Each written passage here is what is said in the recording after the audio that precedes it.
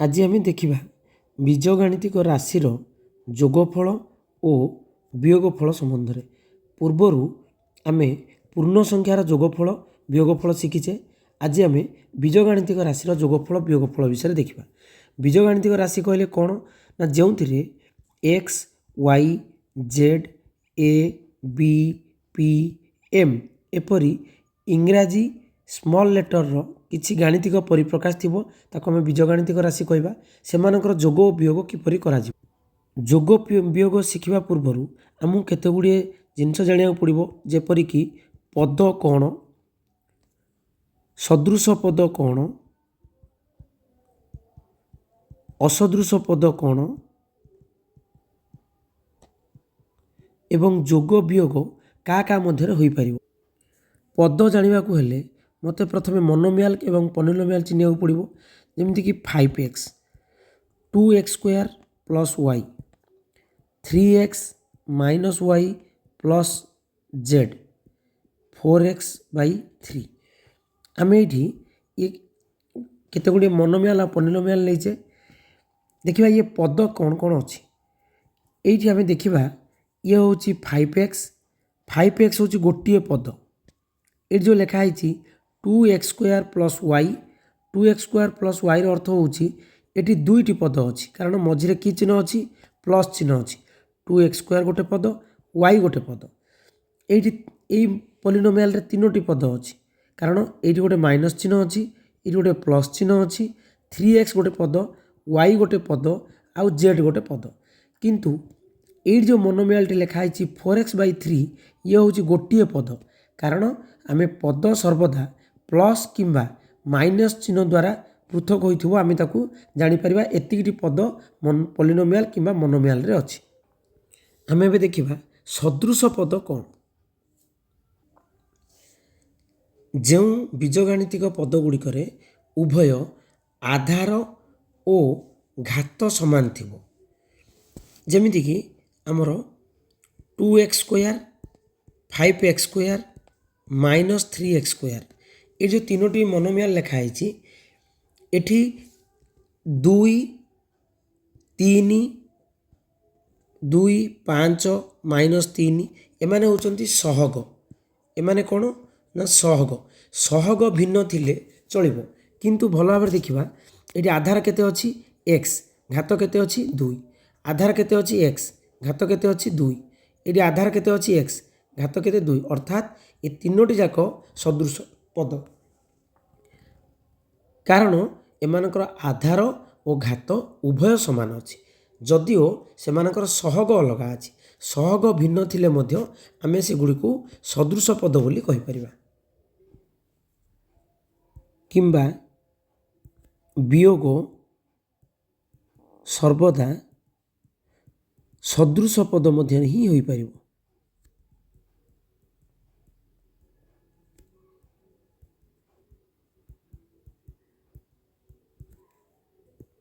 ଦୁଇଟି ଅସଦୃଶ ପଦ ମଧ୍ୟରେ ଯୋଗ ବିୟୋଗ ହୋଇପାରିବ ନାହିଁ, କିନ୍ତୁ ଦୁଇଟି ସଦୃଶ ପଦ ମଧ୍ୟରେ ସର୍ବଦା ଯୋଗ କିମ୍ବା ବିୟୋଗ ସଦୃଶ ପଦ ମଧ୍ୟରେ ହୋଇପାରିବ।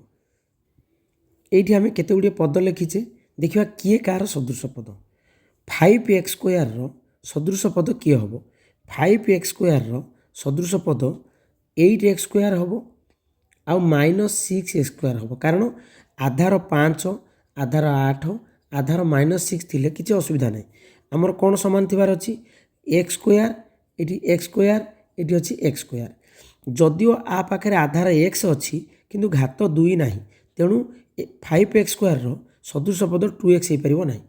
2xର ସଦୃଶ ପଦ 6x ହେବ, କାରଣ ଆଧାର ସହଗ ଅଲଗା ଥିଲେ ମଧ୍ୟ ଆଧାର x ଅଛି, ଘାତ 1 ଅଛି, ତେଣୁ ଏ ଦୁଇଟି। ମାଇନସ୍ 5y ସ୍କୋୟାରର ସଦୃଶ ପଦ କିଏ ହୋଇପାରିବ ନା 3y ସ୍କୋୟାର। ଏଠି ଆଧାର ଅଛି y, ଘାତ 2 ସହଗ ଭିନ୍ନ ଥିଲେ ମଧ୍ୟ ଆମେ ତାକୁ ସଦୃଶ ପଦ ବୋଲି କହିପାରିବା। ଆମେ ବର୍ତ୍ତମାନ ଦେଖିବା ଯୋଗ। 3x square plus 5x square କେତେ ହେବ ନା ଏଇଠି ଆମର 3 5 ପାଖରେ ଆମର କିଛି ଆବଶ୍ୟକ ନାହିଁ, ଆମର ଅଛି x ସ୍କୋୟାର ଆଉ x ସ୍କୋୟାର, ତାମାନେ ଦୁଇଟି ସଦୃଶ ପଦ। 3ରେ 5 ମିଶିଲେ 8 x ସ୍କୋୟାର। ଯଦି ଆମେ ଅତି ସାଧାରଣ ଭାବେ ଦେଖିବା, ଯଦି x ସ୍କୋୟାରଟାକୁ ଆମେ ଆମ୍ବ ବୋଲି ଧରିବା, ଏଠି କ'ଣ ଲେଖିବା ନା 3ଟି ଆମ୍ବ, ଏଇଥିରେ କ'ଣ ଲେଖିବା ଯୁକ୍ତ 5ଟି ଆମ୍ବ।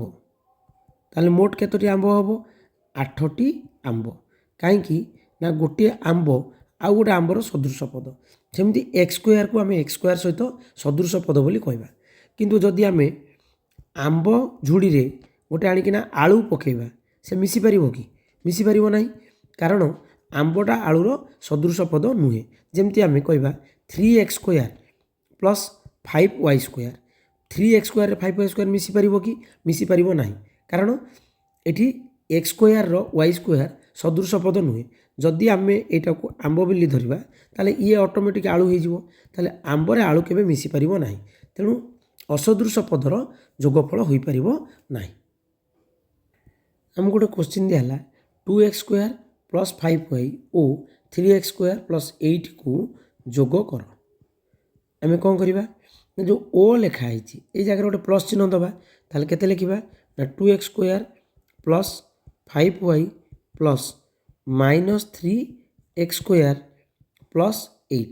ଏଠି ବ୍ରାକେଟ୍ କାହିଁକି ଦିଆହେଲା ନା ଯେହେତୁ ଦୁଇଟି ଚିହ୍ନ ପାଖାପାଖି ଅଛି ପ୍ଲସ୍ ମାଇନସ୍, ଆକୁ ଅଲଗା କରିବା ପାଇଁ ଆମେ ବ୍ରାକେଟ୍ ଦେଲେ। ଆମେ କ'ଣ କରିପାରିବା ନା 2x ସ୍କୋୟାର ପ୍ଲସ୍ 5y, ଆମେ ଜାଣିଛେ ପ୍ଲସ୍ରେ ମାଇନସ୍ ଗୁଣିଲେ ମାଇନସ୍ ହେବ, ସପ୍ତମରେ ଆମେ ପଢ଼ିଛେ।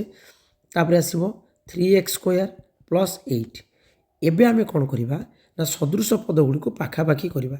କେମିତି ନା 2x ସ୍କୋୟାରର ସଦୃଶ ପଦ କିଏ?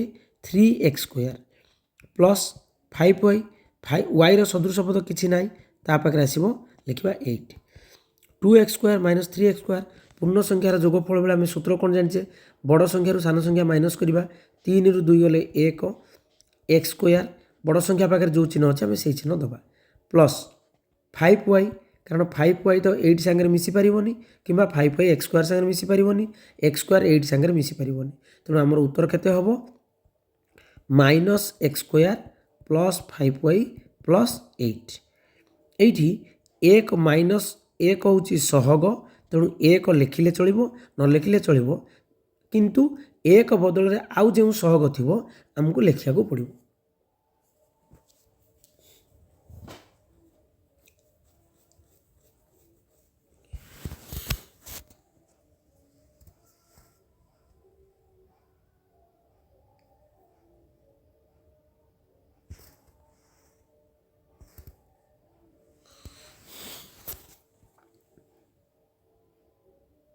ଆମେ ଆଉ ଗୋଟେ କୋଶ୍ଚିନ୍ ଦେଖିବା 2x square plus 3yz plus 5y square, ଓ ଲେଖା ହେଇଛି ମଝିରେ। ତେଣୁ ଆମେ କ'ଣ କରିବା?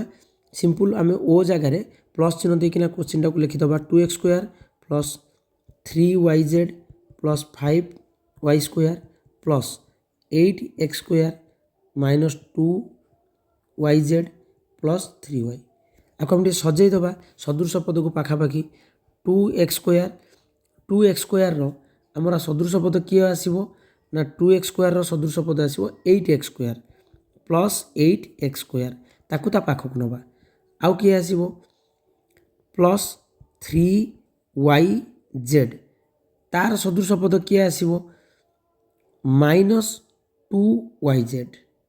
କ'ଣ ପାଇଁ ନା ଏଠି yz ଅଛି, ଏଠି yz ଅଛି, ୱାଇର ଘାତ 1, ୱାଇର ଘାତ 1, ଜେଡ଼୍ର ଘାତ 1, ଜେଡ଼୍ର ଘାତ 1, ତେଣୁ 3yzର ସଦୃଶ ପଦ ହେବ 2yz ପ୍ଲସ୍ 5y ସ୍କୋୟାର।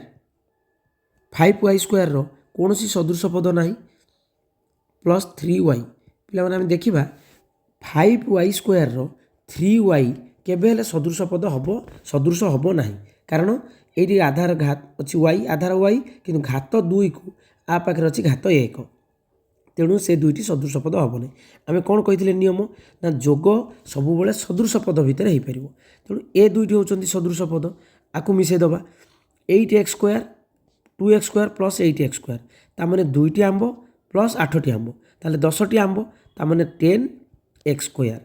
ଯଦି ଏଇଟାକୁ ଆମେ yzକୁ ଗୋଟେ ପଦ ବୋଲି ଧରିବା 3yz 2yz, ଏଠି ଅଛି ପ୍ଲସ୍, ଏଠି ଅଛି ମାଇନସ୍, आम कौन कही ना जोटी प्लस माइनस थी से बड़ संख्या सान संख्या को फेड़ा 3 ରୁ 2 गले 1 बड़ संख्या पाखे जो चिन्ह अच्छी से चिन्ह दिहब 1YZ प्लस 5Y स्क्वायर तो 3Y सागर मिसी पारनी तेणु 5Y स्क्वायर प्लस 3Y हेल्ले मुझे आगु कही कौन बीजगणित राशि पाखे 1 लिखिले चलो न लिखिले चलो तेणु आम ये आम कौन कर 1 टाक काटिदे पारिबा तेणु आमर उत्तर हम 10x square plus YZ plus 5Y square plus 3Y किंबा आगे आम घातर वर्धित क्रम लिखा 10x square plus 5Y square plus YZ plus Y यहाँ लिखिले ठीक हम यहाँ भी लिखिले ठीक हम